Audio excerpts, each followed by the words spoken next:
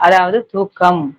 அந்த தூக்கத்துல இருக்கிறதால நமக்கு இங்க காண்பது எல்லாம் உண்மைன்னு நினைச்சுக்கிட்டு இருக்கோம்.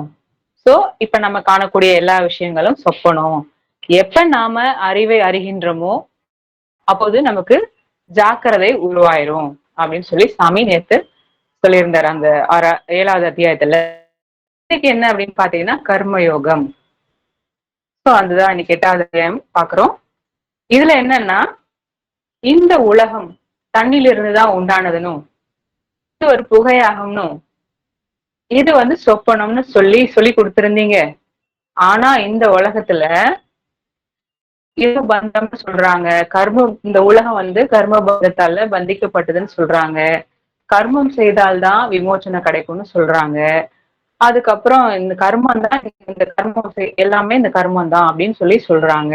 அப்ப இதுக்கு என்ன பொருள் அப்படின்னு சொல்லி சிஷ்யன் நீ இந்த உலகம் தண்ணிலிருந்து உண்டாச்சு, இது ஒரு புகை, இது முழுசா நம்பி இருந்தா உனக்கு ஏது கர்ம பந்தம்? கர்ம பந்தத்தால கர்மம் எது, கர்ம பந்தம் எது அப்படின்னு சொல்லுவாரு. அது மட்டும் இல்லாத சரி கர்மம்னா என்ன அப்படின்னு பார்த்தா கர்மம்னா தொழில்னு இந்த உலகத்துல சொல்லிக்கிட்டு வராங்க. ஆனா அது தொழில் கிடையாது. கர்மம்னா ஒரு பொருள் அப்படின்னு சாமி எக்ஸ்பிளைன் பண்றாரு. அதுக்கு கர்த்தா, கர்மம், கிரியை இந்த 3 வார்த்தைகளை பயன்படுத்தி தான் இந்த உலகத்துல இருக்க எல்லா விஷயங்களுமே உண்டாகுது. இது இல்லைன்னா இந்த உலகத்துல எதுவுமே இல்லை அப்படின்னு சொல்லியிருப்பாங்க. இப்ப இந்த கர்த்தா அப்படின்றது என்ன அப்படின்னு பாத்தீங்கன்னா எழுவாய். அதாவது ஒரு செயலை செய்யறதுக்கு ஒரு ஆள் வேணும் இல்லையா, அதுதான் கர்த்தா. கர்மம்ன்றது ஒரு பொருள்.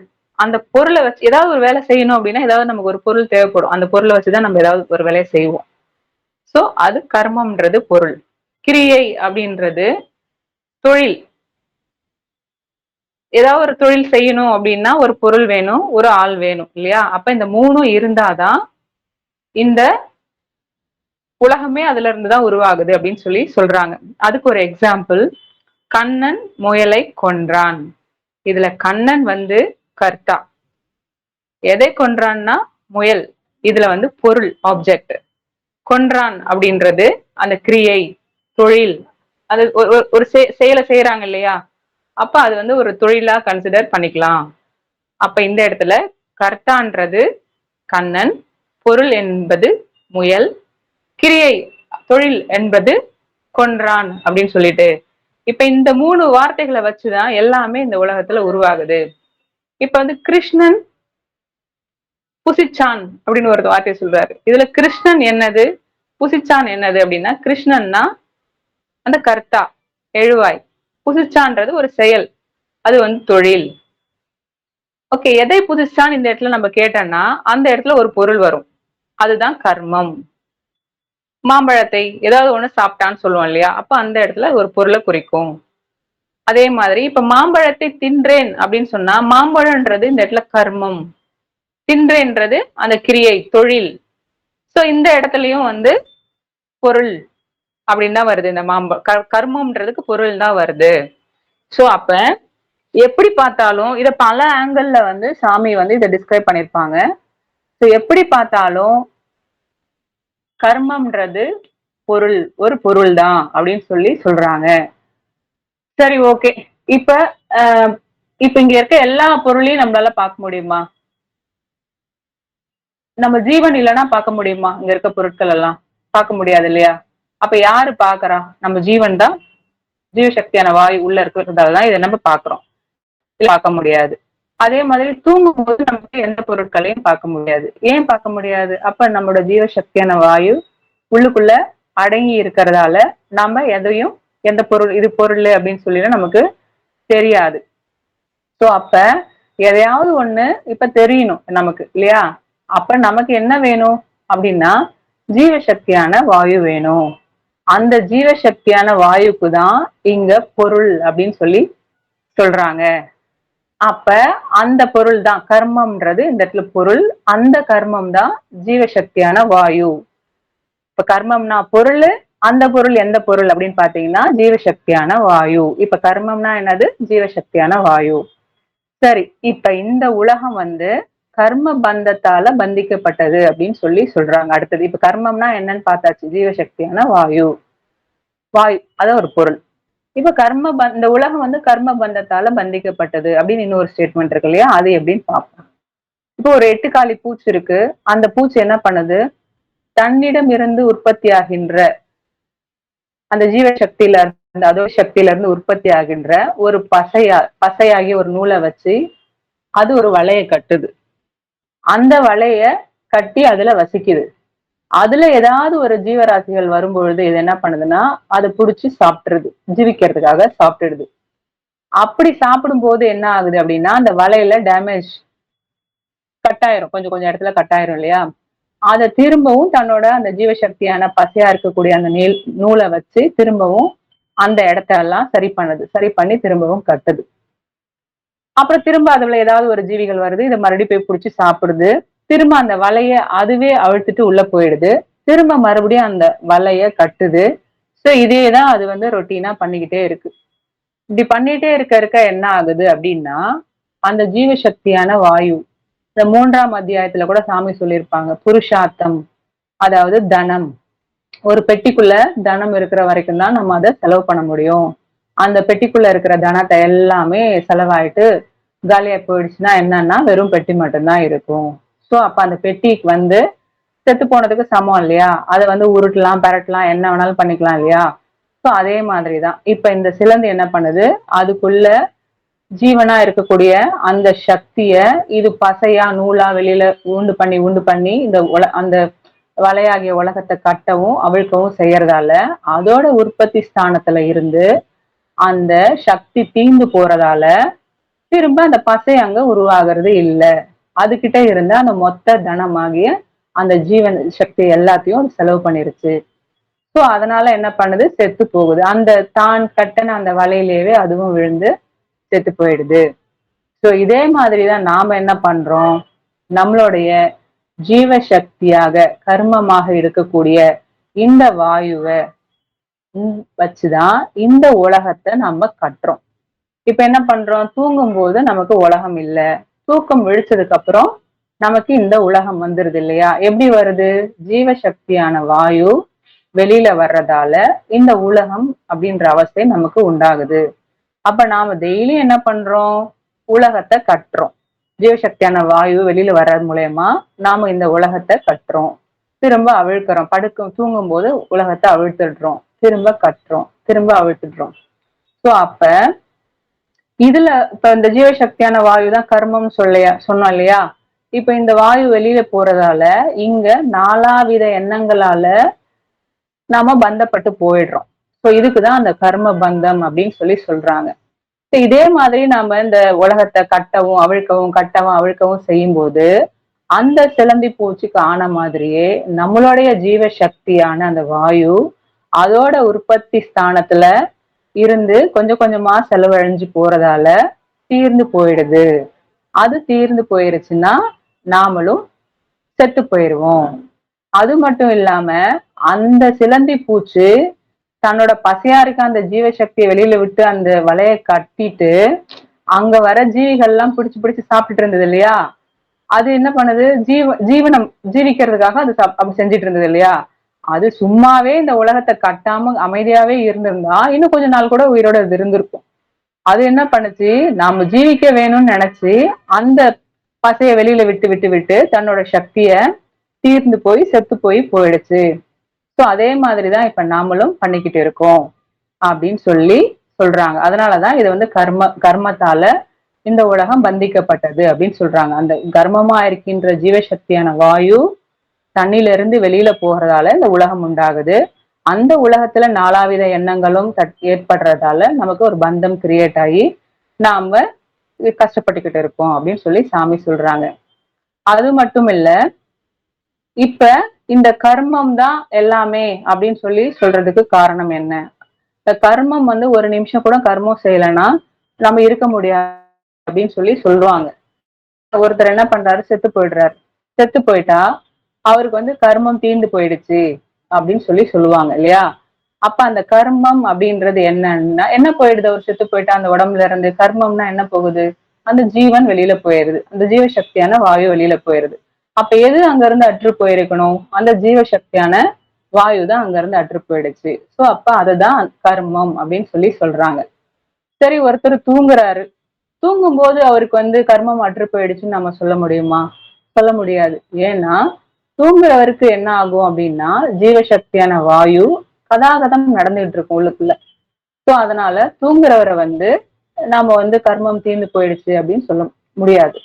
அதே மாதிரி ஒரு நிமிஷம் கூட கர்மம் செய்யலைன்னா நம்மளால இருக்க முடியாது அப்படின்னு ஸ்டேட்மெண்ட் இருக்கு. இது என்ன சொல்றாங்க அப்படின்னா, இப்ப நாம சுவாசிக்கல, இல்ல உள்ள உள்ள வெளியில அந்த மூச்சு போகல, இல்ல மேலும் கீழும் அந்த மூச்சு போகல அப்படின்னா நம்மளோட இங்க உயிரோட இருக்க முடியாது. சோ அப்ப கர்மம்னா அந்த ஜீவசக்தியான வாயு அது உள்ளேயோ வெளியே போகணும், இல்லைன்னா உள்ளுக்குள்ள மேலவோ கீழவோ போகணும். போனாதான் நம்மளால இருக்க முடியும். சோ அந்தோட நடமாட்டம் கதாகதம் இல்ல அப்படின்னா நாம செத்து போயிருவோம். அதனாலதான் எல்லாமே கர்மம் தான், கர்மம் இல்லைன்னா எதுவுமே இல்லை, கர்மம் செய்யாத ஒரு நிமிஷம் கூட இருக்க முடியாது அப்படின்னு சொல்றதுக்கு காரணம். அது மட்டும் அல்லாம இந்த விமோச்சனம்னு சொல்றாங்க இல்லையா, இப்ப இந்த ஜீவசக்தியான வாயுவை, கர்மமா இருக்கக்கூடிய அந்த வாயுவை வெளியில விடாம அதோட உற்பத்தி ஸ்தானத்துல, உற்பத்தி ஸ்தானமான அந்த ஆகாசமான அந்த பிரம்மரந்திரத்துல போய் சேர்க்கும் பொழுதுதான் நமக்கு மோட்சம், விமோச்சனம், விடுதலை இதெல்லாம் கிடைக்குது. இது இல்லாம உலகத்துல என்ன பண்ணிட்டு இருக்காங்க? கோயிலுக்கு போறாங்க, பூஜை பண்றாங்க, புனஸ்காரம் செய்யறாங்க, பண்றாங்க, மந்திரங்கள் சொல்றாங்க, விரதங்கள் அனுஷ்டிக்கிறாங்க. இது மாதிரி எல்லாம் செய்யறதால நமக்கு மோட்சம் கிடைக்காது. இப்ப யோகம்ன்றது மேற் சொன்ன விதத்துக்கு தான் கர்ம யோகம். அதாவது கர்மம்ன்றது ஜீவசக்தியான வாயு, யோகம்ன்றது சேர்க்கை. அப்ப இந்த ஜீவசக்தியான வாயுவை எடுத்துட்டு போயிட்டு அதோட உற்பத்தி ஸ்தானமான ஆகாசமான பிரம்மரந்திரத்தில் சேர்ப்பதே கர்மயோகம். இதை செஞ்சாதான் நமக்கு மோட்சம் கிடைக்கும்னு சாமி இந்த அத்தியாயத்தை நிறைவு செய்யறாங்க. ஆத்ம நமஸ்காரம்.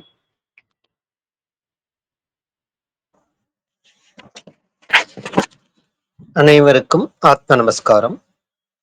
சித் சொரூபனும் சாந்தனும் பரபிரம்மமும் சத்குருவும் உமாபதியுமான ஈசனை யான் வணங்குகிறேன். பரமகுரு சிவானந்தரை வணங்குவதுடன் வணக்கத்துக்குரிய மற்ற மகான்களையும் நாளும் வணங்குகிறேன். நேற்று வரைக்கும் சித்த வேதம் 7வது அத்தியாயத்துல பார்த்தோம். ஜாக்கிரதை, சுழுத்தி, சொப்பனம், அதாவது தூக்கம், கனவு, விழிப்பு, இந்த 3 நிலைகள்.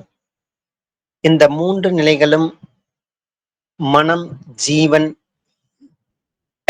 இந்த உடல் ஆகிய நானெனும் அகங்காரத்துக்குரிய மூன்று நிலைகளாக உள்ளது. ஜீவனுக்கு ஜாக்கிரதை, சுழுத்தி, சொப்பனம், மனதுக்கு ஜாக்கிரதை, சுழுத்தி, சொப்பனம், அகங்காரத்துக்கும் ஜாக்கிரதை, சுழுத்தி, சொப்பனம். அதுல இந்த 7வது அத்தியாயத்துல அகங்காரத்துக்குரிய ஜாக்கிரதை, சுழுத்தி, சொப்பனம் எல்லாமே மனம் அது வெளியில் செயல்பட்டு கொண்டிருக்கும் போது இருக்கின்ற அந்த நிலையை பற்றி குறிப்பிடப்பட்டிருப்பது.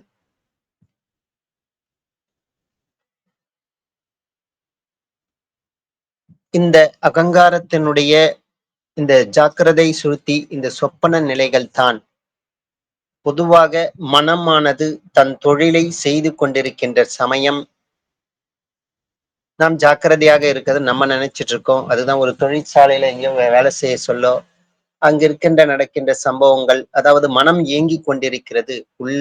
அதாவது நம்மளுடைய உடம்பினுடைய தலைபாகம் வீடு என்றும், கழுத்துக்கு கீழ் இருக்கக்கூடிய பாகம் தொழிற்சாலை என்றும், அந்த விதத்துல அந்த மனமானது இயங்கி கொண்டிருப்பது தான் அது தொழிலை சேர்ந்து கொண்டிருக்கிறது.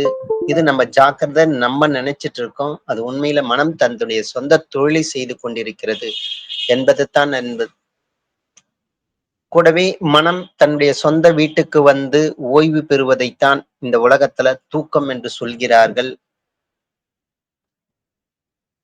அந்த மனம் சொந்த வீட்டிற்கு இதற்கு முன் நடைபெற்ற சம்பவங்களை இனி நடக்கப் போவதை பற்றி ஒரு ஆலோசனை செய்து கொண்டிருப்பதுதான் கனவு என்று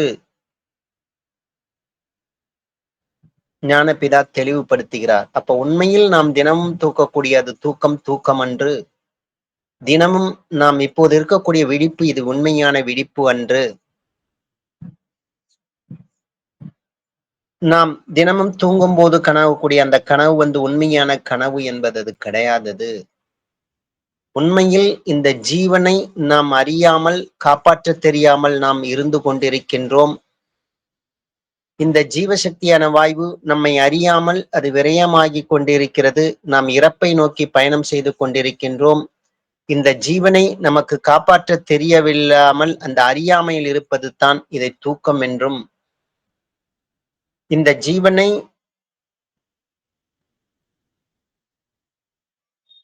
எப்போது இந்த அறியாமையிலிருந்து நாம் விடுவிக்கும் போது தான் உண்மையாக நம்ம விழிப்பு ஏற்படுகிறது என்றும், அதனால் இந்த மாயையான இந்த தூக்கத்தில் இருக்கின்ற இந்த சமயத்தில் நடக்கின்ற கேட்பது காண்பது அறிவதுமாகிய இந்த உலகத்தினுடைய அனைத்து சம்பவங்களும் நமக்கு நடைபெறுகின்ற அனைத்து நிகழ்வுகளும் உண்மையில் அது கனவுதான்.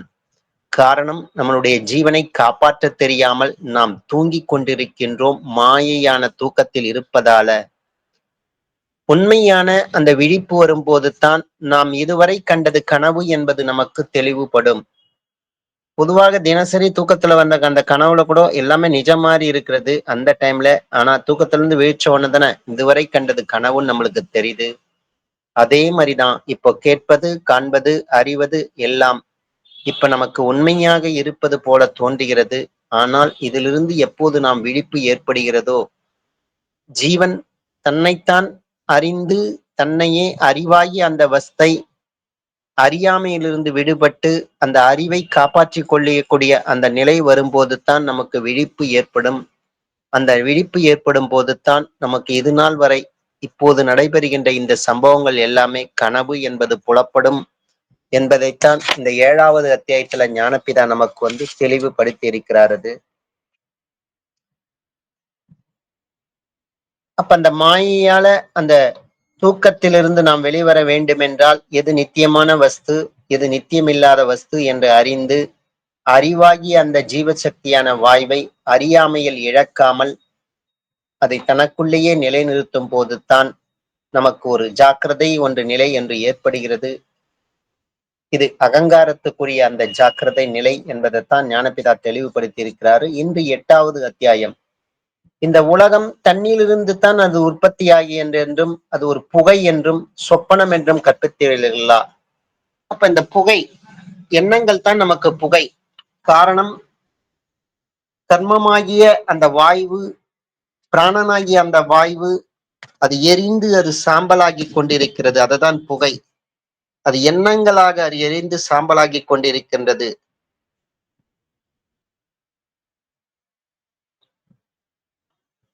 அப்ப அந்த அந்த மாதிரி ஆக சொல்லதான் நம்மளுக்கு எண்ணங்கள் ஓடிக்கிறதுன்னு நம்மளுக்கு உலகம் உருவாகுது. நைட்டு தூங்க சொல்ல நம்மளுக்கு உலகம் இருக்கா? இல்ல. இந்த எண்ணங்களற்ற நிலையில ஆழ்நிலை தூக்கத்துல இருக்கும். எப்ப அந்த ஜீவசக்தியான வாயு அது வெளியில் வர ஆரம்பிக்கிறதோ அப்பதான் நம்மளுக்கு எண்ணங்கள் என்பது உருவாகிறது. அப்பதான் இந்த உலகம் என்பது உருவாகிறது. அப்பதான் நமக்குள்ள அந்த பிராணன் அது எரிந்து எண்ணங்கள் மூலமாக எரிந்து அபானன் ஆகி அது புகையாகி அது வெளிப்படுகிறது. அததான் நேத்து சொப்பனம் என்று 7வது அத்தியாயத்துல சொன்னீங்களே. அப்ப உலகம்தான் இந்த கர்ம பந்தம் என்றும், இந்த மாதிரி கர்மத்தினால் பந்திக்கப்பட்டிருக்கிறது. நாம் கர்மம் செய்தால் மாத்திரமே விமோச்சனம் சொல்றாங்களே. அப்ப கர்மம் இல்லை என்றால் ஒன்றும் இல்லைன்னு சொல்றாங்களே. இதனுடைய உண்மையான பொருள் என்ன? இதுதான் 7வது அத்தியாயத்துல இருந்து அடுத்த அத்தியாயமாக 8வது அத்தியாயத்துல சீடனுக்கு ஏற்படும் மிக ஒரு ஆழமான ஒரு கேள்வி. அது உலகம்தான் புகைன்னு சொல்லியாச்சு, சொப்பனம் சொல்லியாச்சு. அதை நீ உண்மையாக நீ பூரணமாக நம்பி இருந்தன்னா அப்போ எது கர்மம் எது கர்ம பந்தம்? அப்போ உண்மையான கர்மம் என்பது என்ன? அதை பற்றி ஒரு தெளிவு வரல. ஆனா சீடன் சொல்றாரு கர்மம் என்பது தொழில். அப்ப ஒரு காலம் கர்மத்துக்கு தொழில் என்று சொல்ல முடியாது. அப்ப பொதுவாக ஒரு செயல் நடைபெற வேண்டும் என்றாலே செய்யக்கூடிய அந்த பர்சன் ஒரு பொருள் செயல். இது வேணும் இல்ல. அப்ப அதுக்கு ஒரு கர்த்தா வேணும்ல, செய்பவன், செயல் அது வேணும்ல. இப்ப எதை கொண்டு ஒரு ஏதோ ஒரு பொருள் வேணும்ல, அதை கொண்டுதானே ஒரு செயலை செய்ய முடியும் அது. அப்ப அதுவும் வேணும்ல. அப்ப அந்த மூன்று நிலைமைகள் இருந்தாதான் இந்த உலகம் அது. அப்ப தொழில் என்பது எதுன்னு வருதுன்னு நமக்குள்ள பார்த்தோன்னா, கர்த்தாவென்பது தொழிலை செய்கின்றவன். கர்மம் என்பது முன் சொன்னப்பட்ட தொழில் சீடன் சொல்றாரு அது. கிரியை என்பது எதுன்னு பார்த்தீங்கன்னா, எதை ஒன்று செய்யறோமோ அதுதான் சொல்றாரு அது. அப்ப செய்கிறது என்பதனுடைய பொருள் என்னன்னு பார்த்தீங்கன்னா, செய்கை என்ன வாங்கிறதுன்னு பார்த்தீங்கன்னா, அதுதானே தொழில் ஆகிறது. செய்கை தானே அது தொழில் ஆகிறது. அப்ப அதை பொதுவா பார்த்தீங்கன்னா, கர்த்தா, கர்மம், கிரியை இந்த மாதிரி மூன்று நிலைமைகளும் கர்த்தா என்பது செய்கின்ற ஆளை சொல்றதும், கர்மத்துக்கும் கிரியைக்கும் தொழில் என்று வருகிறது. அப்ப கர்மம்னா தொழில் நம்ம நினைச்சிட்டு இருக்கோம், கிரியை என்றான தொழில் நம்ம நினைச்சிட்டு இருக்கோம்.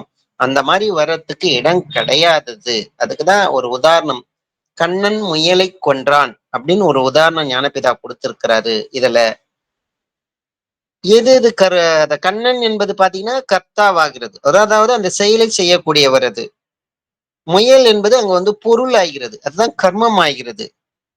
அப்ப கொன்றான் என்பது கிரியை, அதுதான் செயல் ஆகிறது, அது பயனிலை ஆகிறது. அப்ப பாத்தீங்கன்னா கர்மத்திற்கு, அதாவது செயல்படு பொருளுக்கு தொழில் என்ற அர்த்தம் போய்விடுதல்லவா. அப்ப பாத்தீங்கன்னா கர்மத்துக்கு தொழில் போயிடுச்சுல உங்களுக்கு. அது அது தொழிலாக வரும் அது. அப்ப கண்ணன் முயலை கொன்றான் என்ற வாசகத்தில் சொல்லிய அப்போ வேற ஏதாவது பொருள் இருக்குமா? அந்த மாதிரி வர்றதுக்கும் அது வாய்ப்பு கிடையாதது. அப்போ உலகத்துல கர்மம் என்பது இன்னதென்று உலக மக்களுக்கு தெரியல. அது தொழில்னு அதை கருதி இருக்கிறார்கள். அது கர்மம் என்றால் தொழிலுன்னு தான் இந்த உலகத்துல நினைச்சிட்டு இருக்காங்க. அது அந்த மாதிரி அது கிடையாதது. ஒரு வஸ்து இல்லை என்றால் தொழில் செய்வதற்கு முடியாது.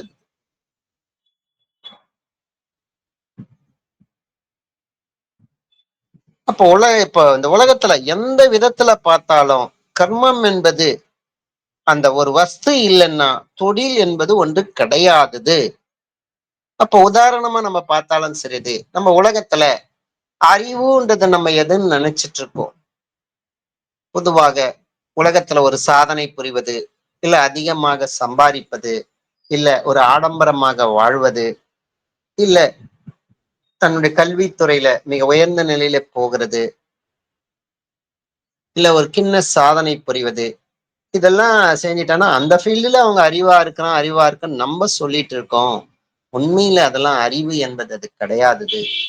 இது எல்லாம் அறிவதற்கு எது காரணமாக இருக்கிறதுன்னு பாத்தீங்கன்னா, ஜீவசக்தியான அந்த வாயு. ஜீவன் இல்லைன்னா எல்லாமே அறிய முடியுமா? அறிய முடியாது இல்ல. அதுதான் உண்மையான அறிவு. அது இல்லைன்னா எதுவுமே நம்மளால செய்ய முடியாது. இப்ப சச்சங்கள் பேசுறதுனா கூட அது கூட என்னால முடியாதது. ஜீவசக்தியான அந்த வாயு இருக்கவே தானே எல்லாமே செய்யப்படுகிறது, செயல்பட முடிகிறது. படைத்தல், காத்தல், அழித்தல், இது மூன்றுக்கும் அடிப்படை காரணமாக அதுதானே இருக்கிறது. அதுதான் உண்மையான அறிவு என்பதைத்தான் முதல் அத்தியாயத்திலே ஞானபிதா நமக்கு இதை தெளிவுபடுத்திட்டாரு. அதே மாதிரிதான் கர்மம் என்பது இந்த உலகத்தில் நாம் செய்யக்கூடிய செயல்கள் எல்லாம் நம்ம கர்மம் நினைச்சிட்டு இருக்கோம், அது கிடையாதது. அந்த செயல்களை செய்வதற்கு எது அடிப்படை காரணமாக இருக்கிறதோ அது இல்லைன்னா செய்ய முடியாது. எந்த செயலும் செய்ய முடியாதது. இப்ப செயலைதான் நம்ம கர்மம் நம்ம நினைச்சிட்டு இருக்கோம், அது கிடையாதது. அந்த ஒரு குறிப்பிட்ட ஒரு பொருள் இல்லை என்றால் எந்த செயலையுமே நம்மளால் செய்ய முடியாது. அது எதுன்னு பாத்தீங்கன்னா ஜீவ சக்தியான அந்த வாய்வு. அது இருக்கவேதான் இப்ப நடக்கிறது, பேசுறது, ஏதோ ஒரு ஒரு டிரைவிங் பண்ணனா டிரைவிங் பண்றது, படிக்கிறனா படிக்கிறது, அந்த மாதிரி எந்த செயலை செய்தாலும் அந்த ஜீவன் ஒன்று இல்லைன்னா செய்ய முடியுமா? செய்ய முடியாதல்லவா. அப்ப அதுதான் உண்மையான கர்மம், அதுதான் பொருள். அந்த பொருளை கொண்டு தான் அனைத்து கிரியை, அதாவது செயல்களை செய்ய முடியும். அததான் மேலும் நமக்கு இந்த இடத்துல ஞானப்பிதா கர்மம் என்றது பொருள் என்றதுதான் இன்னும் நமக்கு அதை தெளிவுபடுத்துகிறார். இது ஒரு கிருஷ்ணன் புசித்தான் அப்படின்ற ஒரு வார்த்தையில இதுல பாத்தீங்கன்னா கிருஷ்ணன் என்பது கர்த்தா, அது ஒரு பர்சன். அது புசித்தான் என்பது கிரியை, அது ஒரு செயல். இது எது கர்த்தா எது கிரியைன்னு சொல்ல கிருஷ்ணன் என்பது கர்த்தா, அது எழுவாயம். புசித்தான் என்பது கிரியை, அதாவது அது ஒரு பயனிலைன்னு வருது. அப்ப புசித்தான் என்பதை கிரியை அதாவது பயனிலை என்று சொல்லதுக்கு காரணம் என்னன்னு பாத்தீங்கன்னா, புசித்தல் அதாவது சாப்பிடுவது என்பது அது ஒரு தொழில். அது அந்த தொழிலுக்கு தான் கிரியைன்னு சொல்லுது, செயல்னு சொல்லுது. அதாவது தமிழ்ல சொன்னா அது பயனிலை அப்படின்னு சொல்லிட்டு சொல்றது. அப்போ கர்மம் என்பது தொழில் என்று அந்த மாதிரியா வருது, அது உங்களுக்கு வரல, அது கிரியைன்னு தானே வருது. இந்த இடத்துல புசித்தான் என்பது அது கர்மம் கிடையாதுல, அது தொழில் கிடையாது, இது கிடையாதுல, அது தொழிலா வர்றது இல்லைல்ல, அது செயலாதானே வருது. அதால கிருஷ்ணன் எதை புசித்தான் அப்படின்னு பாத்தீங்கன்னா மாம்பழம், அதை புசித்தான் அப்படி சொல்லணும்னா அப்ப பழம் என்பது அந்த இடத்துல தொழிலா அது பொருளா அப்படின்னு பாத்தீங்கன்னா அது ஒரு பொருள் தானே, அது ஒரு வஸ்து தானே வருது. அப்போ கர்மம் என்பது ஒரு வஸ்து என்று இதுல இந்த உதாரணம் மூலமாகவும் நமக்கு இது வெளிப்படுத்துது. ஒரு அப்போ ஒரு மாம்பழத்தை நம்ம பத்திரமாக வச்சிருக்கோம், அது தேவைப்பட தேவையில அது தின்று நம்ம தீர்த்து விடுறோம். அது அப்போ இந்த இடத்துல செயல்படு பொருளும் கிரியையும் அதாவது பயனிலையை மாத்திரமே இந்த இடத்துல உண்டு. அதாவது மாம்பழம் என்பது கர்மமும் அதாவது செயல்படு பொருளும் தின்றுவிட்டேன் என்பது அது ஒரு செயல், அது ஒரு கிரியையாகும், அதாவது ஒரு பயனிலையமாக தான் இந்த இடத்துல வருது. அப்ப இந்த வாசகத்துல கர்மம் என்பது ஒரு வஸ்து தான் இந்த உதாரணம் மூலமாக நமக்கு தெளிவுபடுத்துது. அப்ப அதனால எந்தவித இந்த உலகத்தில் நடக்கிற இந்த சங்கதிகளை நம்ம பார்த்தாலும் கர்மம் என்பது வஸ்துவாகத்தான் வருது. இதுக்கு தொழில் என்ற அர்த்தம் இதுக்கு வர்றது கிடையாது. அப்ப அதுக்கு தான் கர்மம் இல்லை என்றால் ஒன்றும் இல்லை என்றும். அப்போ அந்த கர்மமாகி அந்த ஜீவசக்தியான வாய்வு இல்லைன்னா நம்மளால ஒரு செயலும் செய்ய முடியாதது. அதுக்குதான் அது ஒன்றும் இல்லை என்று சொல்றதுக்கு காரணம். ஒரு செத்த பிணத்துக்கு என்ன செய்ய முடியும்? ஒண்ணுமே இல்ல, ஜீவசக்தியான வாய்வு அதுக்குள்ள கிடையாதது. அப்ப அதால ஏதாவது செயல் செய்ய முடியுமா? முடியாதது. அப்போ கர்மம் இல்லை என்றால் அது ஒன்றும் இல்லை அப்படின்னு சொல்றதுக்கு காரணம் இதுதான். அப்போ அது கொண்டு கர்மம் செயல்படு பொருள் ஒரு வஸ்து என்று வெளிப்பட்டது, செய்யப்படு பொருள். அப்போ இந்த வஸ்து இல்லைன்னா ஒன்றும் இல்லை. அப்போ அந்த வஸ்துவைத்தான் நாம அறிய வேண்டும். அப்ப முன்னத்தேயத்துல என்ன சொன்னது? அறிய வேண்டியதை அறிய வேண்டும். அதை அறியாம வேற எதையோ நம்ம அறிஞ்சிட்டு இருந்தோம்னா நம்மளுக்கு ஞானம் உண்டாகாது. அப்ப அறிய வேண்டிய பொருள் எது? போன அத்தியாயத்தை விட பார்த்தீங்கன்னா அதுதான் ஜீவசக்தியான வாயு தானே, அதுலயும் வெளிப்பட்டது. தன்னை உணர்றதுதான் அறிய வேண்டிய நிலை என்பது வெளிப்பட்டது.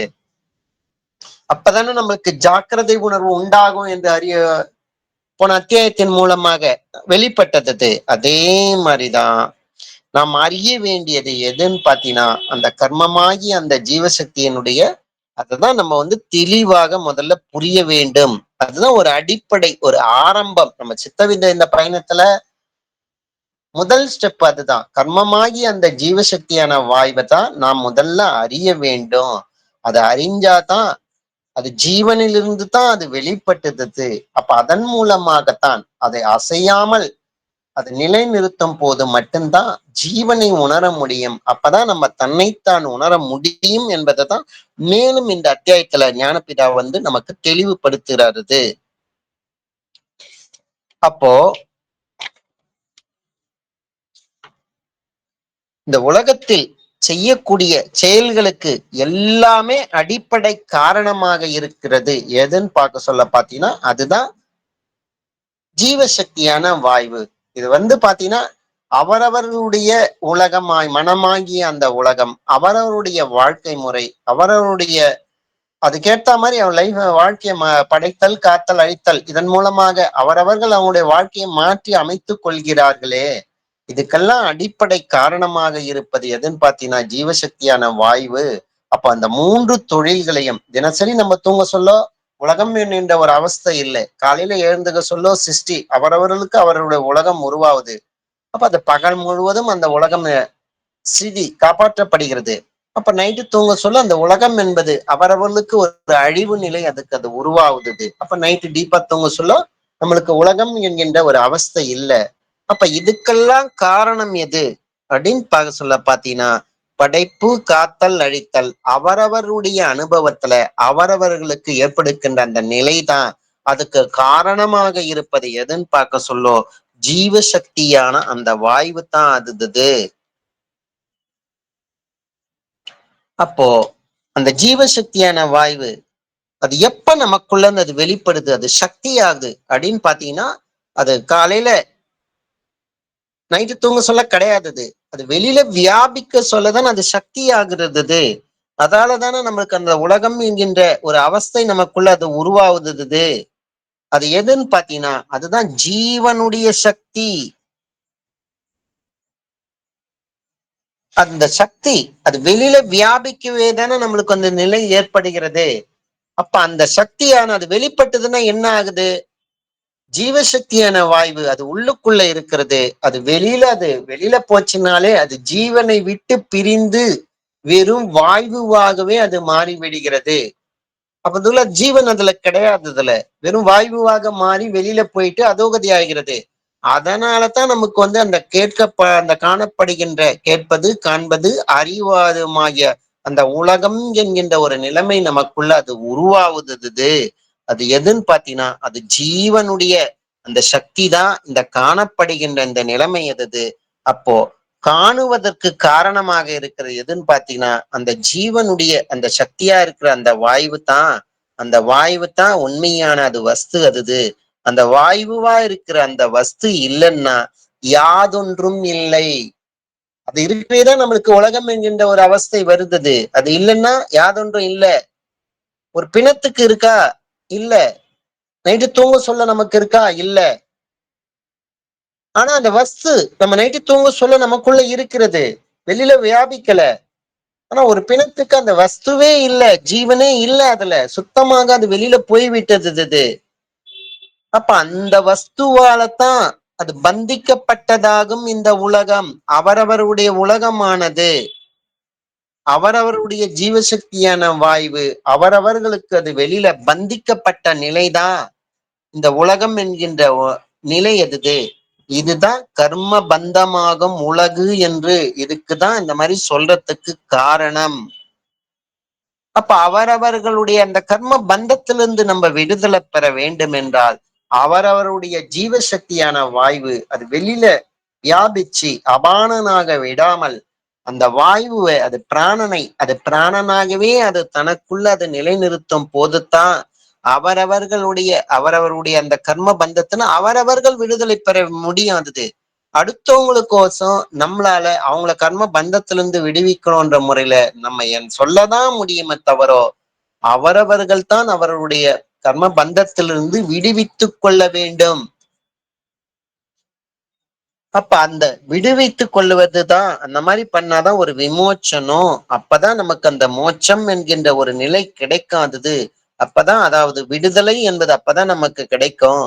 அந்த கர்மமா இருக்கிற அந்த வாயுவுக்கு நாலாவிதமான எண்ணங்கள் அதுக்குள்ள அது உண்டாகிறதால அதுக்குதான் அதால எண்ணங்கள் என்று உண்டாச்சுனாலே அந்த வாயுவுக்கு பாத்தீங்கன்னா அதுதான் பந்தமாகிறது. அப்ப நம்ம என்ன பண்ணணும்? நம்ம எண்ணங்களாக விடாமல் ஜீவசக்தியான வாயுவ அந்த வாயுவாகவே ஃபர்ஸ்ட் எண்ணங்களாக அது மாற விடாமல் தடுப்பதற்கு தான் ஞானபிதா நமக்கு அது இந்த சித்த வித்தையை நமக்கு காட்டி கொடுத்திருக்கிறார். அப்ப இந்த பயிற்சியை நம்ம அதை முறையாக செய்யும் போது மட்டும்தான் முழு கவனத்தோட ஞானபிதா எந்த விதத்துல சொல்லினாரோ அந்த விதத்துல தொடர்ந்து நமக்குள்ள அது சதா பிராணாயாமமாக அது மாறும் போது மட்டும்தான் அது நமக்குள்ள அது அந்த பிராணனாகி அந்த சக்தி எண்ணமாக மாறாமல் எண்ணமாக மாறிச்சுனாலே அது கர்ம பந்தமாகிவிடும். அதை மாற விடாமல் அது எண்ணமாகவே அது உள்ளுக்குள்ளேயே அதை நிலை நிறுத்துவதற்குத்தான், அதுக்குதான் நமக்கு ஞானபிதா அந்த சமீரணன் என்ற கதியை நமக்கு அது காட்டி கொடுத்து இருக்கிறாரு. அப்பதான் நம்ம அந்த உலகம், இந்த உலகமாகிய அந்த பந்தத்திலிருந்து நம்ம விடுதலை பெற முடியும். அப்ப அந்த கர்மமா இருக்கிற அந்த வாய்வு இந்த மாதிரி சொன்ன இந்த எண்ணங்களை விட்டு தன்னில் தானே லயிக்கும் போது தான் அது மோட்சமாவது. இதனால் தான் கர்மம் செய்தால் மாத்திரமே மோட்சம் கிடைக்கும் என்று சொல்றதுக்கு இதுதான் காரணம். அப்ப கர்மம் செய்தால் மோட்சம் என்றால் அது செயல் கிடையாதது. அது என்னன்னு பாத்தீங்கன்னா ஜீவசக்தியான வாய்வு தான் கர்மம். அது வெளியில வியாபிக்க அதனுடைய உற்பத்தி ஸ்தான இடத்திலேயே அதை நிலை நிறுத்தும் போது தான் அது உண்மையான அப்பதான் நமக்கு மோட்சம் கிடைக்கும். அதுதான் அந்த கர்மம் செய்தால் மட்டுமே மோட்சம் கிடைக்கும் என்று சொல்றதுக்கு காரணம். கர்மமாகி அந்த ஜீவசக்தியான வாய்வு அது செயலாக மாறாமல், அது செயலாக மாறிச்சுன்னா அகங்காரம் ஆயிடும். அகங்காரம் தான் அது செயலை செயலுக்கு அகங்காரம், செயல்தான் அகங்காரம் ஆகிறது. அப்ப அந்த செயலாக அது மாற விடாமல் தடுக்கும் போது தான் அகங்காரம் நமக்குள்ள அது அற்று போகிறது. அப்பதான் அது சுயநிலை பிராணனாகவே அது நிலை நிற்கும். அகங்காரம் உள்ளவரை எண்ணங்கள் என்பது இருக்கத்தான் செய்யும். அப்ப எண்ணங்களாக அது மாற விடாமல் இருக்கும் போது தான் அகங்காரமற்ற நிலை, செயலற்ற நிலைக்கு அது வர முடியும். அப்ப அதுக்குதான் பாத்தீங்கன்னா அந்த கர்மமாகி அந்த வாயுவை தனக்குள்ளேயே அது நிலை நிறுத்துவதற்கு தான், அதுக்குதான் கர்மம் செய்தால் மோட்சம் கிடைக்கும், செய்தால் மட்டும்தான் கிடைக்கும் சொல்றதுக்கு காரணம். கர்மம் என்பது வாய்வு, செயல் செய்கை என்பது இந்த இடத்துல தொழில். அதனால கர்மமா இருக்கிற அந்த வாயுவினை கொண்டு செய்யப்படும் அப்பதான் மோட்சம் ஆகிறது. அப்ப கர்மமா இருக்க அந்த வாயுவினை கொண்டு எந்த விதமாக இந்த உலகத்துல பந்தப்பட்டிருக்கிறது அதை பற்றி சொல்றோம்னு சொல்லிட்டு ஒரு எட்டுக்கால் பூச்சியை தான் இந்த இடத்துல ஞானபிதா நமக்கு உதாரணமாக சொல்கிறாரு. பொதுவாக எட்டுக்கால் பூச்சி, அந்த பூச்சியினுடைய அந்த சுக்கிலம் தான் பாத்தீங்கன்னா அது கட்டக்கூடிய அந்த வலைக்கு ஒரு ஒரு பசையாக அது கன்வெர்ட் ஆகுது. உங்களுக்கு அந்த சுக்கிலத்தை கொண்டு தான் அது எப்பயுமே மனிதர்கள் கூட அந்த சுக்கிலம் என்பது இருக்கிறது. அதுதான் நம்ம பார்ப்பதற்கும் கேட்பதற்கும் அறிவதற்கும் ஒரு தொட்டு உணர்ப்பதற்கும் சுவைப்பதற்கும் எல்லாத்துக்குமே நம்மளுடைய ஜீரண மண்டலம் செயல்படுவதற்கும் ஹார்ட் பீட்டிங்ல இருந்து ரத்த ஓட்டத்துல இருந்து எல்லாமே ஆரோக்கியமா செயல்படணும். அந்த சுக்கிலம் தான் ஒரு அடிப்படை காரணமாக இருக்கிறது. அப்ப அதே மாதிரிதான் ஒரு எட்டுக்கால் பூச்சிக்கு அது வலை பின்னக்கூடிய அதனுடைய பசை அதனுடைய வாயில் வழியாக அது வெளிப்படுது. அப்ப அது சுக்கிலத்தான் அதுக்கு அடிப்படை, அது காரணமாக அந்த சுக்கிலம் தான் அடிப்படையில அது பசையாக அது மாறுகிறது. அதன் மூலமாக தான் அது வெளிப்படுகிறது. அப்ப அந்த வலை, அது ஒரு வலை கட்டுது, எட்டுக்கால் ஒரு வலை கட்டுகிறது. அந்த வலையானது அது இருக்கிறதுக்கு அது எதுக்குன்னா அது வலை கட்டுதுன்னா அந்த வலையை கட்டிட்டு அந்த வலையில அதை மாற்ற அந்த ஜீவன்களை சாப்பிட்டு அதோட நம்ம உயிரோடு இருக்கலாம், கடைசி வரைக்கும் நம்ம வாழலாம் அப்படின்னு சொல்லிட்டு அந்த எண்ணத்தோட தான் அது கட்டுது. உண்மையில அந்த எட்டுக்கால் பூச்சியானது அதனுடைய சுக்கிலம் தான் அந்த வலையாக அது ஒற்றனையாக அது மாறுகிறது. அதை மாற விடாமல் அது தனக்குள்ளேயே அந்த சுக்கிலத்தை அதை நிலைநிறுத்தின்றதுன்னா உண்மையில அதை ஜீவித்து இருக்க முடியும். ஆனால் அந்த எட்டுக்கால் பூச்சி என்ன பண்ணுது, அது ஒரு வலை கட்டி அதுல என்னன்னா அதனுடைய உள்ளிருக்கின்ற ஒரு பச சக்தி தான் அந்த சக்தி தான் அதை கொண்டுதான் அது நூலாக மாதிரி அது உருவாக்கியது. அந்த நூலை கொண்டு அப்ப இப்ப சொன்ன மாதிரி ஒரு வலையா இருக்கிற இந்த உலகத்தை சிருஷ்டிக்கிறது. அதனுடைய ஒரு பாகத்துல அந்த எட்டுக்கால் பூச்சியானது அதுல ஏதாவது ஒரு வசிக்கிறது, அதுல ஏதாவது ஒரு ஜீவிகள் அதுல அகப்பட்டுச்சுன்னா அவற்றை பிடித்து அது சாப்பிடுகிறது. அப்ப அந்த டைம்ல என்ன ஆகுதுன்னா கொஞ்சம் இடம், அந்த நூல் கட்டின இடம் அறுபடுது. அதை மீண்டும் அதை சரி செய்தது. அப்போ தேவைப்பட்டதுன்னா அது கட்டின வலைய தனக்குள்ளேயே அந்த நூலா இருக்கிற அந்த பசையை உள்ளுக்குள்ளேயே ஏத்துக்குது. தேவைப்பட்டதுன்னா திரும்ப திரும்ப கட்டுது. அப்போ காற்றாலையும் ஒரு மழையாலையும் அது கட்டப்பட்ட அந்த வலை பாதிச்சிருந்தாலும் திரும்ப திரும்ப அதுக்கு அந்த வலையை பின்னிக்கொண்டே இருக்கிறது. அது அது புனரமைப்பு திரும்ப திரும்ப அது செய்து கொண்டே இருக்கிறது. அப்ப என்ன ஆகுதுன்னு பாத்தீங்கன்னா, அதனுடைய அடிப்படையாகிற அந்த சுக்கிலம் தான் அது வலையாக அது அது பசையாக அது மாறி, அது வலையாக அது வருகிறது. அப்ப மொத்தத்துல கடைசியில பாத்தீங்கன்னா, அதனுடைய முழுமையான அது தனக்குள் இருக்கக்கூடிய அந்த சுக்கிலம் வந்து காலி ஆயிடுச்சுன்னா என்ன ஆகும் அது? அந்த எட்டுக்கால் பூச்சி செத்து போகுது. அப்ப அந்த வலையில் பிடித்திருக்கக்கூடிய அந்த மாட்டக்கூடிய ஜீவிகளை சாப்பிட்டு உயிரோடு இருக்கலாம்னு அது நினைக்குது. ஆனா அது திரும்ப திரும்ப அந்த வலைய வந்து சரி செய்வதற்காகவே தன்னுடைய சுக்கிலத்தை அது விரயம் செய்து அது கடைசியில பாத்தீங்கன்னா சுக்கிலமே தன்னுடைய முழுமையாக அது உடலை விட்டு அற்று போகிறது. அந்த டைம்ல என்ன ஆகுதுன்னு பாத்தீங்கன்னா அந்த எட்டு கால் பூச்சி அதே வலையிலேயே அது மாட்டிட்டு செத்து போகிறது. அதே மாதிரிதான் மனிதராகிய நாம் என்ன பண்ணறோம்னா நம்ம வந்து இது இது பண்ணா நம்ம பொழைக்கலாம், இது பேர் புகழ் இருந்தா நம்ம ஜீவித்திருக்கலாம், இல்ல பணம் நிறைய இருந்தா நம்ம ஜீவித்திருக்கலாம், அதோ ஒரு இடத்துல பாத்தீங்கன்னா இல்ல கல்யாணம் பண்ணினா ஜீவித்திருக்கலாம். அப்ப நம்மளுடைய ஏதோ ஒரு தேவைகளுக்காக இப்படிலாம் பண்ண நம்ம உயிரோட இருக்கலாம், நீண்ட நாள் வாழலாம்ன்ற முறையில என்ன பண்ணிடும் பாத்தீங்கன்னா நம்மளுடைய அந்த கர்மமா இருக்கின்ற அந்த ஜீவசக்தியான அந்த வாயுவை வெளியில விட்டு விட்டு விட்டு விட்டு விட்டு விட்டு விரயம் பண்ணி கடைசியில என்ன ஆச்சுன்னு பாத்தீங்கன்னா சுத்தமாக நமக்குள் இருக்கக்கூடிய அந்த சுக்கிலம் முழுவதுமாக அற்று போகும்போது என்னன்னு பாத்தீங்கன்னா நம்மளும் அதுல செத்து போகின்றோம். அதுக்குதான் பண்ணாரு முன் சொல்லி இந்த எட்டுக்கால் பூச்சி எவ்விதம் தன்னிலிருந்து உண்டாக்கிற அந்த சக்தியான பசைய வெளியில விட்டு நூலாக்கி அந்த வலையாகி இந்த உலகத்தை கட்டுகிறதும் அழிப்புறதும் செய்கிறதோ அதே பிரகாரம்தான் நாமும் நம்மில் உள்ள அந்த ஜீவசக்தியாகிய வாய் கர்மமாய் இருக்கின்ற அந்த நூலை வெளியில விட்டுத்தான் அவரவர்கள் உலகத்தை நம்ம கட்டுகிறோம். எப்ப நைட்டு தூங்க சொல்ல உலகம் கிடையாது நம்மளுக்கு. காலையில எழுந்துக்க சொல்ல அவரவருடைய உலகம் என்பது அவரவர்களுக்கு வெளிப்படுகிறது. அப்ப ஏற்கனவே அது கட்டப்பட்டதுதான்.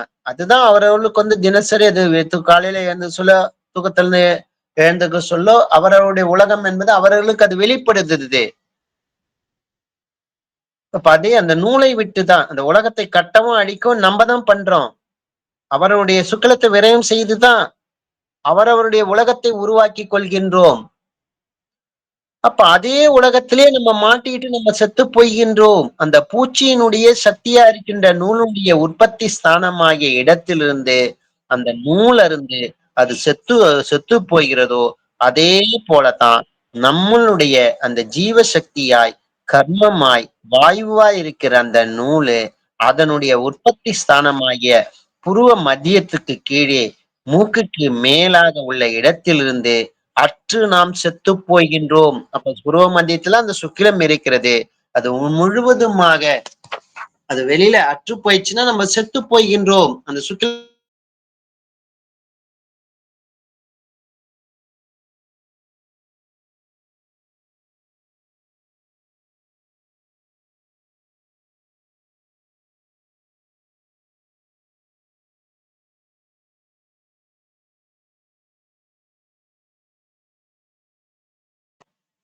இப்ப அந்த சுக்கிலம் முழுவதுமாக நம்ம அற்று போகும்போது நம்ம முழுமையாக நம்ம செத்து போகின்ற நிலைக்கு நம்ம தள்ளப்பட்டிருக்கிறோம். அப்ப அந்த நூல் வெளியில் வந்ததில் தான்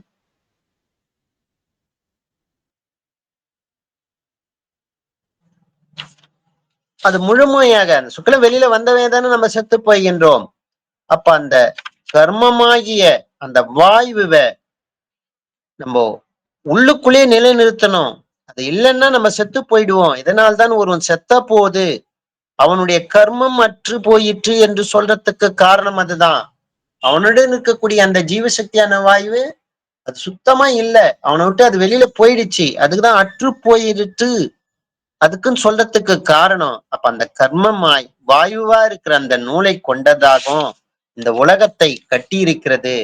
நம்ம அவரவருடைய உலகத்தை அவரவருடைய ஜீவசக்தியான வாயுவை கொண்டுதான் நம்ம உருவாக்கி கொண்டிருக்கின்றோம். அவரவருடைய எண்ணங்களால தான் அவரவர்கள் உலகை வந்து அவரவர்கள் உருவாக்கி இருக்கின்றோம்.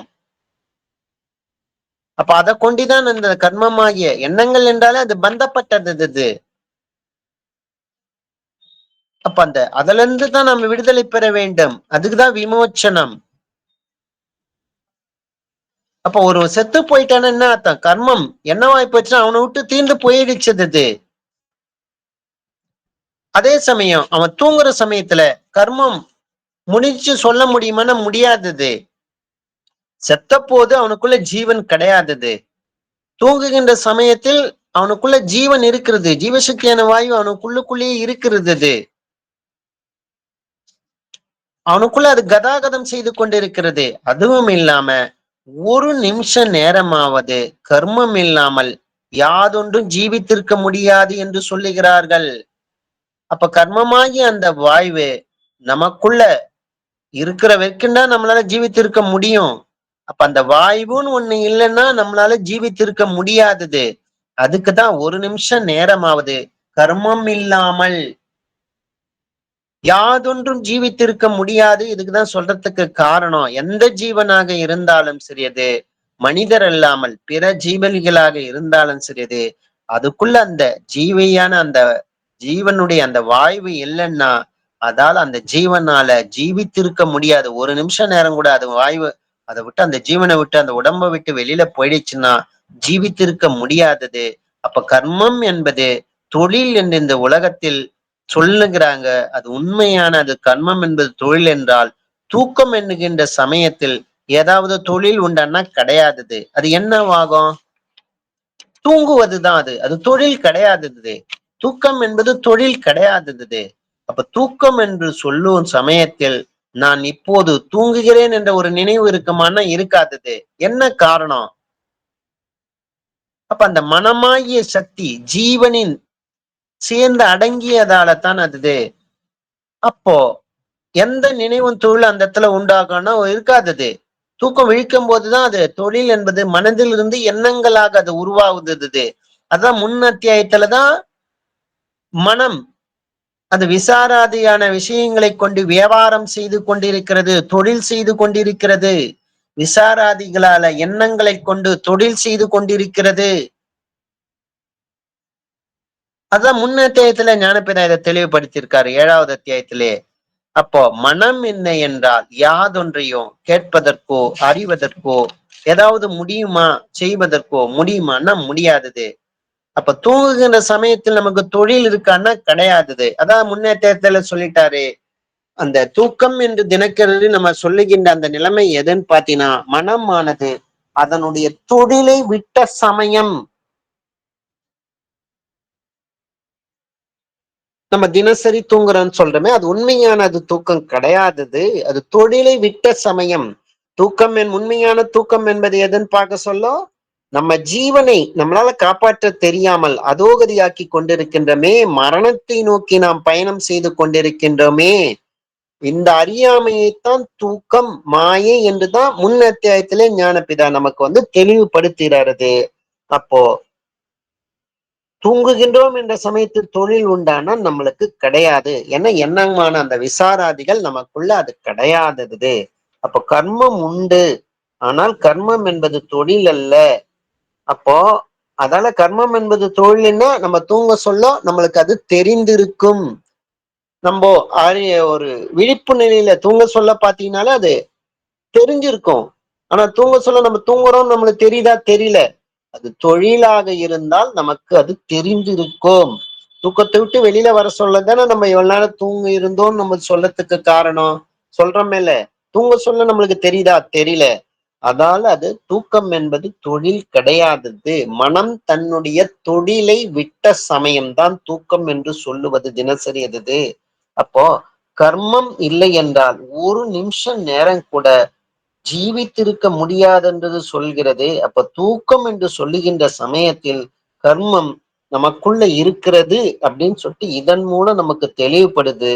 அதனால கர்மம் அல்லது தொழில் அல்ல, அது ஒரு வாய்வு என்று. அந்த கர்மமானது ஜீவசக்தியா இருக்கிற அந்த வாய்வு தான். அந்த வாயுவை வெளியில வியாபித்து இந்த உலகத்தை சிருஷ்டித்து உலகத்துல இதுதான் பந்தித்து கொண்டிருக்கிறது.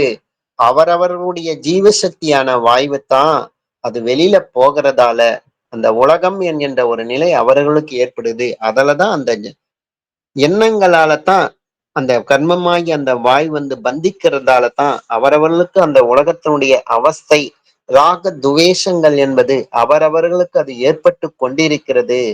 அப்போ அதாலதான் உலகம் கர்ம பந்தமாகிறது. உலகம் என்றாலே ராக துவேஷம்தான். அவருடைய ஜீவசக்தியான வாயு வெளியில பந்தப்பட்டதால அந்த பந்தம் என்பது ஒண்ணு விருப்பத்தாலேயும் அது பந்தப்படலாம், ஒண்ணு வெறுப்பாலேயும் அது பந்தப்படலாம். அப்ப எதுவோ எந்த விதத்துல அது உலகமே எனக்கு பிடிக்கல அப்படின்னாலும் அது வெறுப்பு. அது உலகத்தினுடைய போகங்கள் எல்லாம் எனக்கு பிடிச்சிருக்கு, அதனால விருப்பத்தால அது பந்தப்பட்டிருக்கிறது. அதை வெறுத்தாலும் அது பந்தப்படுகிறது, விரும்பினாலும் அது பந்தப்படுகிறது. இததான் ராக துவேஷங்களிலால் அது பந்தப்படுகிறது அப்படின்னு சொல்றதுக்கு அதுதான் அடிப்படை காரணம். அதுதான் அப்ப உலகம் என்பது கர்ம பந்தம் ஆகிறது. அப்ப எப்போது செத்து போகிறோமோ அப்போது வாயுவா இருக்கிற அந்த கர்மம் நமக்குள்ள அந்த வாயுவானது கொஞ்சம் கூட இல்லாமல் அது முழுதுமாக வெளியில போய் அது முடிந்து விடுகிறது.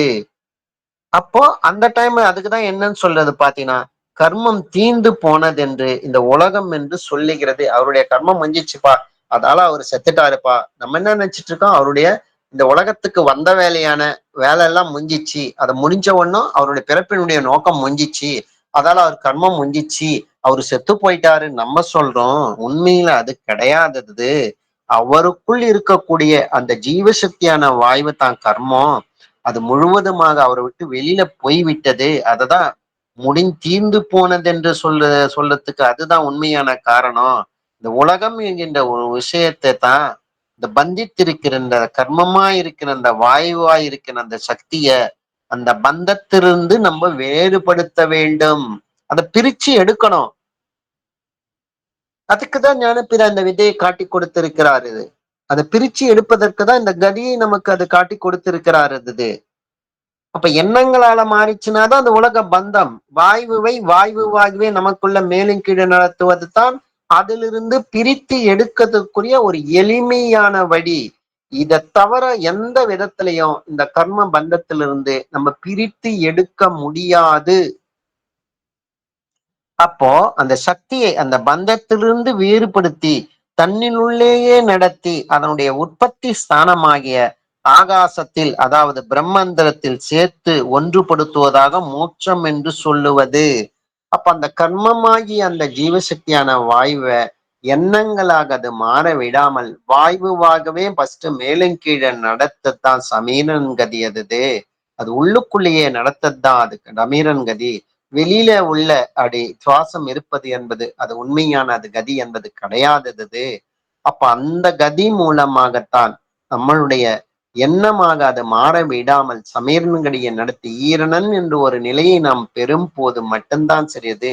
அசையக்கூடிய அந்த வாயுவை அசையாமல் அது நிலை நிறுத்தும் போதுதான் அது ஆகாசமாகிறது.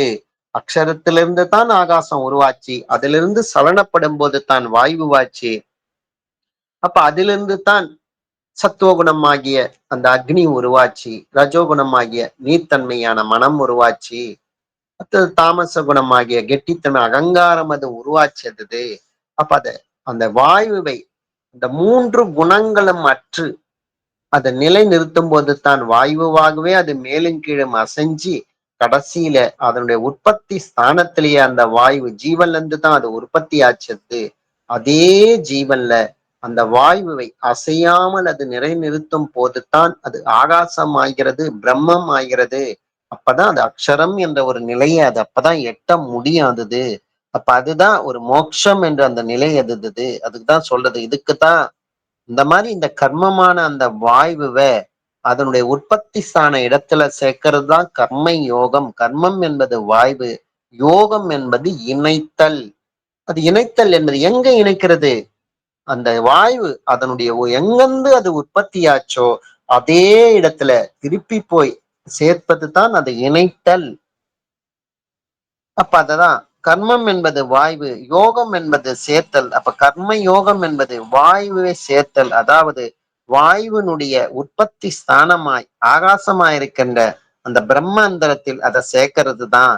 இந்த மாதிரி செல்லாம எல்லா விதத்திலையும் ஈஸ்வரனை நம்ம சங்கல்பிச்சு பூஜிப்பதும் பஜிப்பதும் தொழுவதும் மந்திரங்கள் என்று கருதி அந்த பல பெயர்களை நம்ம ஜபிப்பதும் தானம் கொடுப்பதும், விரதங்களை அனுஷ்டிப்பதும், இந்த மாதிரி செய்கைகள் செய்து இந்த ஜனங்கள் பட்டினி கிடந்து கஷ்டப்பட்டு எந்த ஒரு விவரமும் இல்லாம தன்னுடைய ஜீவசக்தியான அந்த வாய்வை அதோகதியாக்கி நசித்து போகிறது அல்லாமல் அதை முழுவதுமாக நசித்து போகிறது, செத்து போகிறார்கள்.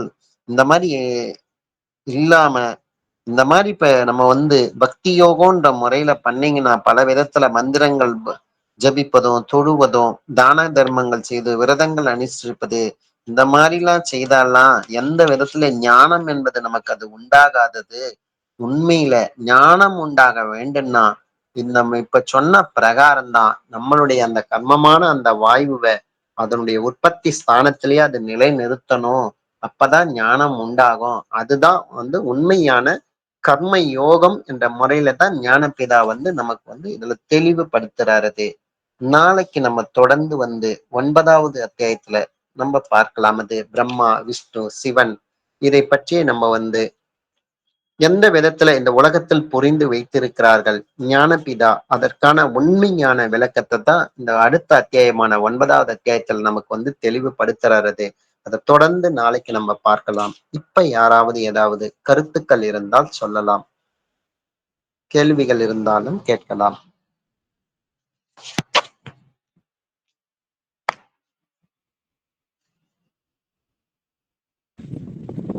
நமஸ்காரம் ஐயா. ஐயா சொல்லுங்க ஐயா. நீங்க நடத்த சப்ஜெக்ட் நல்லா தெளிவா எல்லாம் புரியுது. இல்ல நீங்க பேசுறது சரியா கேட்கல, குறக்குறன்னு கேக்குது. இப்ப கேக்குதுங்களா? இப்ப கேக்குது, சொல்லுங்க. இப்ப நீங்க நடந்த சப்ஜெக்ட் எல்லாம் கிளியரா நல்லா புரிஞ்சுது.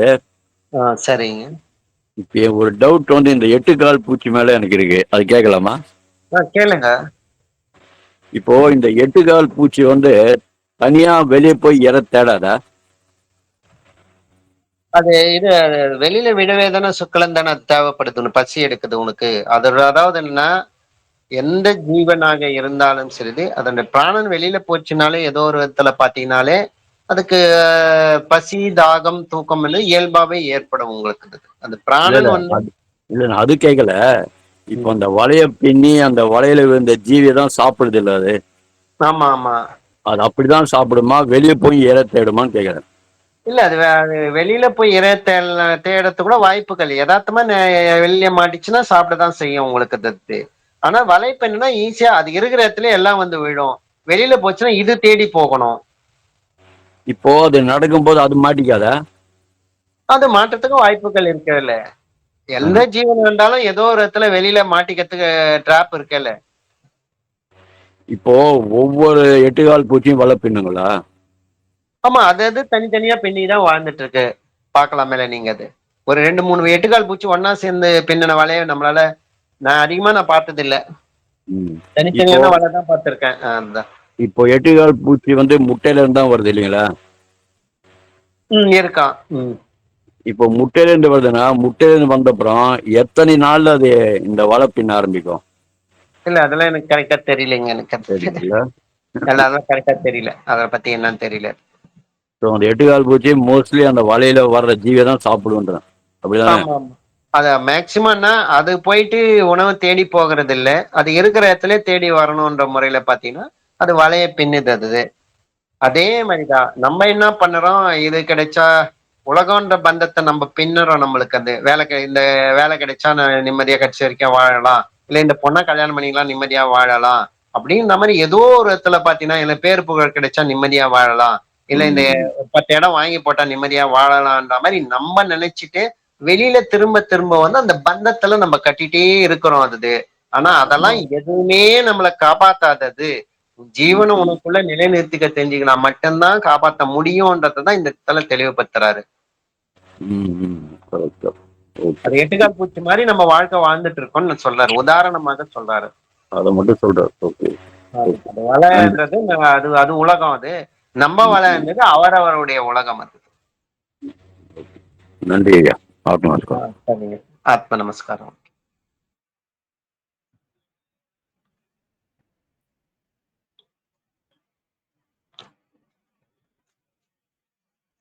சரிங்க. நிறைவு பண்றதுக்கு முன்னாடி நாம் கொடுத்த அந்த உறுதிமொழி எப்பெல்லாம் நம்ம ஞாபகப்படுத்திக் கொள்கின்றோமோ அப்போதெல்லாம் கூடவே இந்த சதா பிராணாயாமம் நமக்குள்ள அந்த செயல்படுத்துவதற்கான அந்த முயற்சியை நம்ம கூட இருக்கணும். அதுக்கு அது ஞாபகம் வந்து நம்மளுக்கு பயன் கிடையாது. ஒண்ணு வித வாங்கிலிருந்து அந்த உறுதிமொழி மனதாலும் உடலாலும் வாக்கினாலும் கர்மத்தினாலும் மனசாட்சிக்கு விரோதமாக செய்ய மாட்டோம் என்ற உறுதிமொழி அதை நிறைய பேர் மறந்தும் விடுறாங்க. சரி, அததான் ஞாபகப்படுத்துறதுக்காக நம்மளும் சரி அதே தினசரி சத்சங்கத்துல ஞாபகப்படுத்துறோம். ஞாபகப்படுத்துவது மட்டும் அதை ஞாபகப்படுத்தி நம்ம என்ன பயனது? நடைமுறை வாழ்க்கையில நம்ம வந்து கர்மமாகிய இந்த ஜீவசக்தியான வாய்வை வெளியில விடாமல் நமக்குள்ளேயே அது நிலைநிறுத்த வேண்டும் என்றால் நமக்குள்ள உள்ளுக்குள்ளே அந்த கதி நடத்தணும்ல. அந்த கதி நடத்தாத விட்டாலே நம்ம மனசாட்சிக்கு விரோதமாக தான் நாம் நடந்து கொண்டிருக்கின்றோம். ஏன்னா அது வெளியில வியாபிக்குது, எண்ணமாக மாறுது. அப்ப அந்த கர்மமான வாயு தானே நம்மளுக்கு அதை செய்யாமல் நிலைநிறுத்தும் போது தானே அது உயிரோட இருக்க முடியும். அது எண்ணமாக மாறிச்சுனாலே நம்ம அந்த கர்மத்தாலும் மனசாட்சிக்கு விரோதமாக, அந்த மனசாட்சி என்பது என்ன? அடங்கிய மனம்தானே அங்க சாட்சியாக வருகிறது. அதன் மேலதான எண்ணங்கள் என்பது இந்த வலை மாதிரி அது பின்னப்பட்டிருக்கிறது. அப்ப எண்ணங்களாக விடாமல் அடங்கிய மனமாக நாம் வாழ வேண்டும் என்பதற்காகத்தான் ஞானபிதா இந்த உறுதிமொழியை நம்மள்ல இருந்து அது கேட்டு வாங்கி இருக்கிறாரு. அதை நம்ம கொடுத்துட்டோம். ஆனா வந்து நடைமுறை வாழ்க்கையில் நாம் முழுமையாக செயல்படுத்தும் போது மட்டும்தான் அடங்கிய மனமாக அது வரும். அப்ப அத்தகைய நிலை வரும்போது தான் நமக்குள்ள அந்த பிரம்மானந்தம் ஒரு நிலையை நம்மளால எட்ட முடியும். அப்போ அதுவரை நாம் வந்து அந்த உறுதிமை கடைபிடிக்கவில்லை என்றுதான் நம்ம சொல்ல முடியும். அப்ப நமக்குள்ள எப்போ அது சதா பிராணாயாமமாக அது மாறுகிறதோ அப்பதான் அந்த உறுதிமொழியை நாம் முழுமையாக கடைபிடித்தோம் என்பதை தான் நாம் வந்து முதல்ல இந்த உண்மையான இந்த நிலையை வந்து நம்ம முதல்ல புரிஞ்சுக்கணும், தெரிஞ்சுக்கணும். நடைமுறை வாழ்க்கையில அவரவர்களுடைய ஜீவசக்தியான வாய்வை காப்பாற்றுவதற்கான செயல்முறையிலே நாம் செயல்படும் போது மட்டும்தான் இதுல வெற்றி அடைய முடியும் என்பதுதான் இந்த இடத்துல வந்து எனக்கு உட்பட அனைவருக்கும் இதை ஞாபகப்படுத்திக் கொள்கின்றேன். அனைவருக்கும் ஆத்ம நமஸ்காரம். நாளைக்கு தொடர்ந்து 9வது அத்தியாயத்தில் பயணிக்கலாம். அனைவருக்கும் ஆத்ம நமஸ்காரங்க. அனைவருக்கும் ஆத்ம நமஸ்காரம்.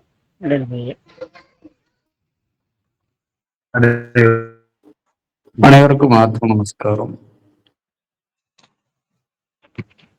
ஆத்ம நமஸ்காரம்.